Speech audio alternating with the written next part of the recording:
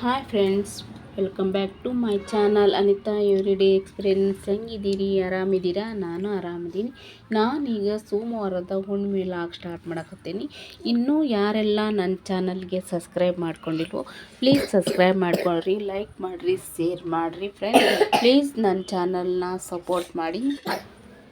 ನಾನು ಪಲಾವ್ ಮಾಡಿದ್ರಾತಂತಂದು ಇವತ್ತು ತರಕಾರಿಯಲ್ಲೆಲ್ಲ ಫ್ರೆಶ್ ಇತ್ತು. ಭಾನುವಾರ ಸಂತೆ ಮಾಡಿದ್ವಲ್ಲ, ಫ್ರೆಶ್ ಇತ್ತು. ಹಂಗಾಗಿ ವೆಜಿಟೇಬಲ್ಲು ಪಲಾವ್ ಮಾಡಿದ್ರಾತಂತಂದು ನೀಟಾಗಿ ತರಕಾರಿನೆಲ್ಲ ತೊಳ್ಕೊಂಡು ಹಚ್ಕೊಂಡು, ನಾನು ಇಲ್ಲೇ ಒಂದು ಜಾರಿಗೆ ಟೊಮಾಟಿ, ಹಸಿ ಶುಂಠಿ, ಬೆಳ್ಳುಳ್ಳಿ ಅದನ್ನೆಲ್ಲ ಹಾಕ್ಕೊಂಡು ಮಿಕ್ಸಿ ಮಾಡ್ಕೊಂಡೇನ್ರಿ. ನನ್ನ ಮಕ್ಕಳು ಬಾಯಿಗೆ ಈ ಥರ ಟೊಮಾಟೆ ಅದು ಏನಾದರೂ ಸಿಕ್ಕರಂಗೆ ಹೆಚ್ಚು ಹಾಕಿದ್ರೆ ಸಿಕ್ಕರೆ ತಿನ್ನಂಗೆ ಇಲ್ಲರಿ. ಅವರು ಮೊದಲು ಭಾಳ ಇದನ್ನು ಮಾಡ್ಕೊತಾ ತರಕಾರಿ ತಿನ್ನೋಕೆ. ಹಿಂಗಾಗಿ ನನಗೆ ಅದು ಒಂದು ಭಾಳ ಬೇಜಾರು ನನ್ನ ಮಕ್ಕಳ ಸಲುವಾಗಿ. ಏನು ಮಾಡೋಕ್ಕಾಗಂಗಿಲ್ಲ, ಅವ್ರು ತಿನ್ನಂಗಿಲ್ಲ ಅಂತಂದ್ರೆ ತರಕಾರಿನೆಲ್ಲ ಹೆಚ್ಚಿ ಇಟ್ಕೊಂಡು ಒಗ್ಗರಣೆ ಹಾಕ್ಕೊಂಡು ಫ್ರೈ ಮಾಡ್ಕೋಬೇಕು ರೀ. ನೀಟಾಗಿ ಅದನ್ನು ಫ್ರೈ ಮಾಡ್ಕೊಂಡ್ಮೇಲೆ ಇದು ಮಿಕ್ಸಿ ಹಾಕ್ಕೊಂಡಿರ್ತೀವಲ್ಲ ರೀ ಟೊಮಾಟಿದು ಪೇಸ್ಟ್ ಹಾಕ್ಕೊಂಡು ಅದನ್ನು ನೀಟಾಗಿ ಫ್ರೈ ಮಾಡ್ಕೋಬೇಕು ರೀ.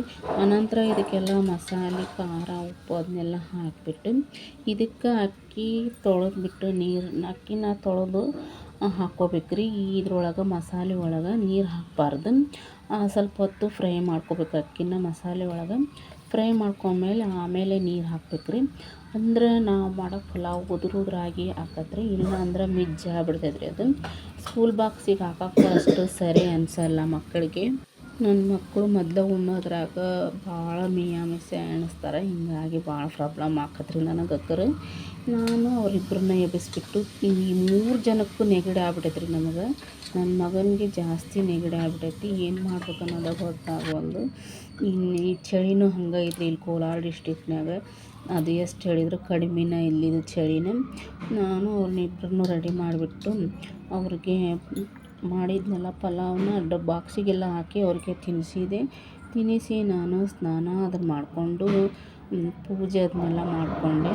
ಆನಂತರ ಎಡೆ ಮಾಡ್ಕೊಂಡ್ರಾತು ಅಂತಂದು ನಮ್ಮ ಕಡೆ ಉತ್ತರ ಕರ್ನಾಟಕ ಕಡೆ ಇವತ್ತು ಭೋಗಿ ಭೋಗಿ ಅಂದ್ರೆ ನಾವು ಈ ವರ್ಷ ಏನು ಬೆಳೆದಿರ್ತೀವಲ್ಲ ಎಲ್ಲ ಹಸಿ ತರಕಾರಿನ ಅಥವಾ ಕಾಳುಗಳನ್ನು ಕುಕ್ಕರ್ನಾಗ ಹಾಕಿ ಬೇಯಿಸಿಬಿಟ್ಟು ಅದನ್ನು ಮಗಸ್ತೀವಿ ರೀ. ಮಗಚಿ ಒಗ್ಗರಣೆ ಕೊಡ್ತೀವಿ ರೀ. ಒಗ್ಗರಣೆ ಕೊಟ್ಟು ಜೋಳದ ರೊಟ್ಟಿಗೆ ಎಳ್ಳು ಹಚ್ಚಿ ಮಾಡಿ ಅದನ್ನು ನಾವು ದೇವರಿಗೆ ನೈವೇದ್ಯ ಮಾಡ್ತೀವಿ ರೀ.